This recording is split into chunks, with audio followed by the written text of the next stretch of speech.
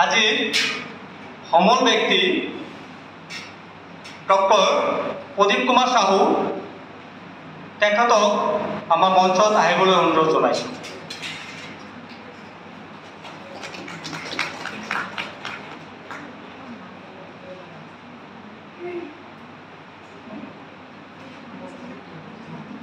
এতিয়া সম্বৰ্ধনা অনুষ্ঠান।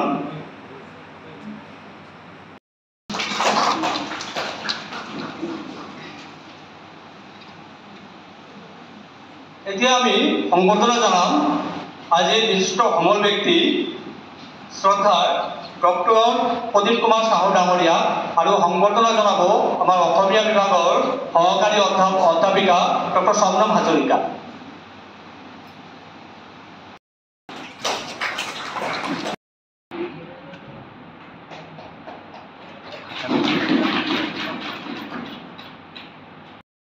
লংকা আঞ্চলিক বন বিভাগ কাৰ্যালয়ৰ কৰ্মকৰ্তাসকল,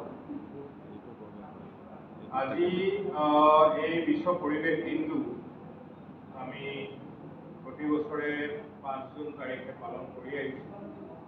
ঠিক সেইদৰে এইবাৰো আমি এই অনুষ্ঠানটি পালন কৰিবলৈ লৈছোঁ আৰু এই অনুষ্ঠানৰ লগতে সংগতি ৰাখি আমি বৃক্ষৰোপণ কাৰ্যসূচী এটা আমি হাতত লৈছোঁ আৰু এই বৃক্ষৰোপণ কাৰ্যসূচীৰ বাবে যিখিনি গছ বা তাৰ লগতে আনুষংগিক সময়খিনি দিয়াৰ বাবে মই লংকা আঞ্চলিক বন বিষয়া মহোদয়ক ধন্যবাদ জ্ঞাপন কৰিছোঁ। মই বৰ বেছি দীঘলীয়া নকৰোঁ। মই বৃক্ষৰোপণ কৰিলোঁ, এখন ফটো উঠিলোঁ, সামাজিক মাধ্যমত দিলোঁ, তাতেই আমি আচলতে ক্ষান্ত আমাৰ মাজত আমাৰে সহকৰ্মী তেখেতো বনাঞ্চলিক বিষয়া, আমাৰ যিটো নগাঁও চাউথ আমাৰ ডিভিজন আছে, ফৰেষ্ট ডিভিজন, আমাৰ শইকীয়া উপস্থিত লংকা মহাবিদ্যালয়ৰ শিক্ষাগুৰুসকল আৰু ছাত্ৰ ছাত্ৰীসকল। মই বিশেষ ক'বলগীয়া একো নাই। আমিতো বন বিভাগৰ লগত জড়িত ব্যক্তি।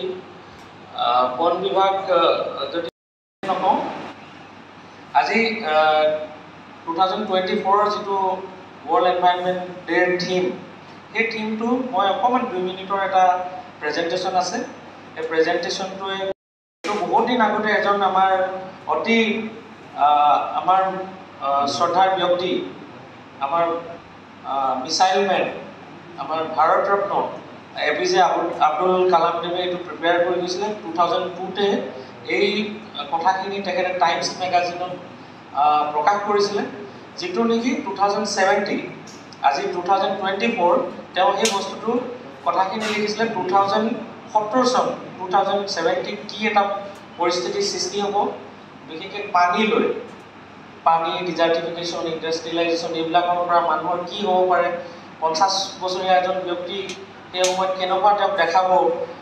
তেখেতে যেতিয়া সৰু কালত আছিলে তেখেতসকলে পানী কেনেকৈ এক্সপ্লইট কৰিছিলে আৰু যিটোৰ কাৰণে তেখেতসকলে মূল্য ভৰিবলগীয়া হৈছিল, এই কথাটোকে তেখেতে এটা সৰু প্ৰেজেণ্টেশ্যন আকাৰত মই আছে, সেইটোকে আপোনালোকৰ আগত শ্ব' কৰিব বিচাৰোঁ।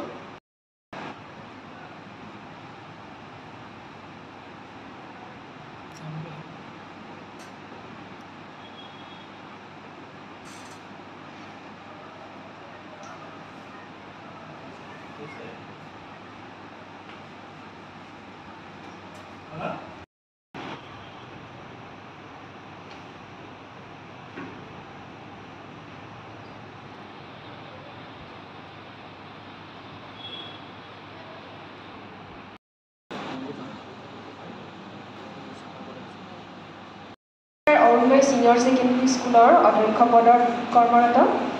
ইয়াৰ লগতে অসম প্ৰাণীতত্ত্ব ৰাষ্ট্ৰীয় বিজ্ঞান পৰিষদ মানৱ হাতীৰ সংঘাতৰ নিৰ্বাপন আদি অনুষ্ঠানৰ লগত ওতঃপ্ৰোতভাৱে জড়িত হোৱাৰ লগতে হোজাই জিলাৰ অসম সাহিত্য সভাৰ সদস্য হিচাপেও কৰ্মৰত অৱস্থাত আছে। তেখেতে গুৱাহাটী বিশ্ববিদ্যালয়ৰ প্ৰাণীতত্ত্ব বিভাগৰ পৰা A study on rodent diversity in Bharat Nagari Wildlife Sanctuary, Assam বিষয়ত ডক্টৰেট ডিগ্ৰী লাভ কৰে। বৰ্তমানৰ ৰাজীৱ গান্ধী ইউনিভাৰ্চিটিৰ প্ৰাণীতত্ত্ব বিভাগৰ পৰা তেখেতে MSc ডিগ্ৰী লাভ কৰে। গুৱাহাটী বিশ্ববিদ্যালয়ৰ পৰা 2021 বৰ্ষত তেখেতে BA ডিগ্ৰী লাভ কৰে। লগতে আয়াৰলেণ্ডৰ ডুব্লিন ইউনিভাৰ্চিটিত এটি পৃথক প্ৰশিক্ষণ কাৰ্যসূচীটো তেখেতৰ অংশগ্ৰহণ কৰে। তেখেতৰ পৰিৱেশৰ প্ৰতি থকা আৰু তাত থকা মানে যিবোৰ উপাদান আছে সকলোবোৰ মানে আমি ইনক্লুড কৰি ল'ব লগা, সেইবোৰক এৰি পেলাই আমি খালি আজি এই বছৰৰ যোনটো থিম আছে সেইটোতে আমি ফ'কাছ কৰিলে নহ'ব। ঠিক তেনেকুৱা কথাবোৰ। আৰু প্ৰথমে মই ক্ষমা বিচাৰি লৈছোঁ, মোৰ ভাষাবোৰ খুব ধুনীয়া নহ'বগৈ পাৰে, তো ক্ষমা কৰিব আৰু বিষয়বস্তুটো অকণমান দাঙি ধৰিবলৈ চেষ্টা কৰিম। হয় হয়, কিন্তু খুবেই ভাল লাগে যিসকল ব্যক্তি মানে শিক্ষা জগতৰ লগত জড়িত হৈ আছে, তেখেতসকল যে অনুতাপ কৰিছে, বুজি পাইছে কথাবোৰ আৰু আমাৰ নিচিনা ব্যক্তিসকলক আগুৱাই যাবলৈ অনুপ্ৰেৰণা যোগাইছে। সেই অনুপ্ৰেৰণাদায়ী মানে যুগুতোৱা ব্যক্তিসকলৰ খুবেই প্ৰয়োজন আছে, নহ'লে হয়তো চাগে আমি জীয়াই থাকিব নোৱাৰিম। তেতিয়াৰ পৰা মই মাটিৰ লগতে সম্পৰ্ক, আৰু তাৰ আগতো আমাৰ আই মাতৃয়ে আমাক যে পালন পোষণ দিছে, মানে উই নাৰ্চাৰ্ড by the nature. Now the situation has become such that we have to take care about that. Otherwise, our existence will be no more. সেই কারণে আৰু তাৰ আগতে আৰু এটা কথা, whatever we are realizing is actually happening since before. But thing is what? We people, so-called human beings, can speak only. That is why we realize, we shout, we express our feelings. নহ'লে বহুতো species যেনেকুৱা প্ৰজাতি আমাৰ নিচিনা, আমি এটা প্ৰজাতি, বহুতো প্ৰজাতি বিলুপ্ত হৈ গ'ল। সিহঁত ক'ব নোৱাৰিলে আমি দুখ পাইছোঁ আমাক বচাওক বুলি। তো আমি আচলতে ক'বলৈ গ'লে being selfish component of this universe,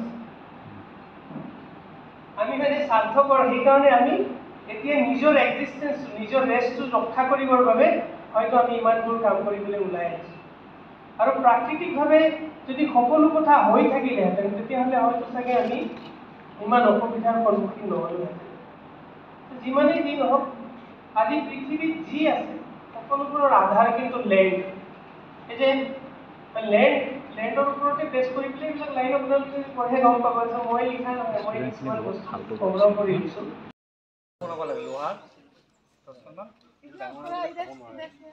বাঁহৰে দি দিলেও 2 বছৰ ডাঙৰ হৈ যাব, খাব নোৱাৰে।